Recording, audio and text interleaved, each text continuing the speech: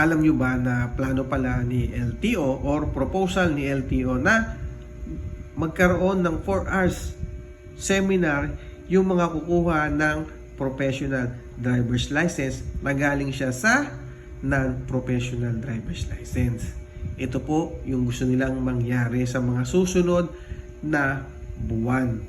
Okay? So kasi dati, di ba, kapag kukuha ka ng professional driver's license at ito ay galing sa non-pro, 6 months or 1 year, ay pwede ka nang kumuha ng professional driver's license. Kukuha ka lamang ng exam at kung maipasa mo naman yun, ay pwede ka nang kumuha, pwede ka nang magkaroon ng professional driver's license.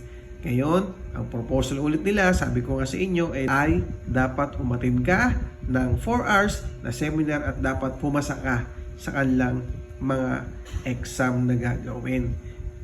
Kasi mga kaibigan, ang gusto nilang mangyari ay maprotektahan ng mga riders o ng mga drivers yung magiging pasahero nila. Kasi di ba alam naman natin na yung mga ganitong lisensya, yung mga professional driver's license, ay karamitan po dito ay yung mga bumibiyahe, mga passenger jeep, o kaya mga bus, or kung ano man po na pang-utility natin or pa-public transport. Kasama na rin po dito yung mga angkas, mga move it, or pati po yung tinatawag natin ng mga food delivery. So, madaling salita, mga motorcycle taxi.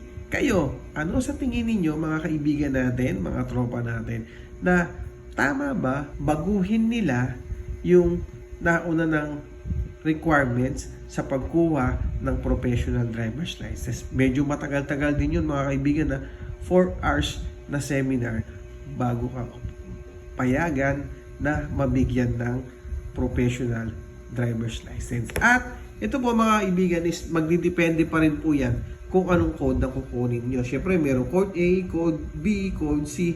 Sa tingin nyo ba pahirap basa ito sa mga riders, sa mga gustong kumuha ng professional driver's license?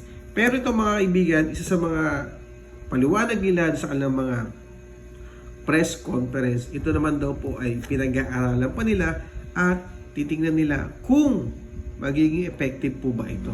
Kaya lang syempre, nandiyan na yung proposal, so darating ang mga oras, darating ang mga araw na maaari pong matuloy yan.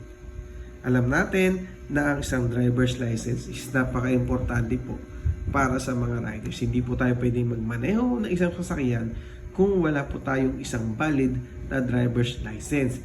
At kung ang driver's license mo naman ay non-pro, syempre alam din ninyo at alam natin na hindi tayo pwedeng mag-drive or hindi tayo pwedeng magmaneho ng mga sasakyan na gamit po pang public utility. Halimbawa po yung mga jeep, taxi, buses, o kaya yung angkas, move it, hindi po natin pwedeng gamitin ang non-professional. Kaya kailangan po tayo ay mag-professional.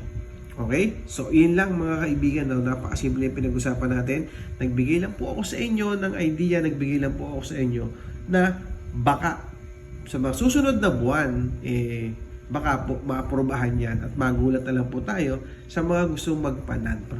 Okay? So, yun lang. Maraming salamat po. Bye! Thank you!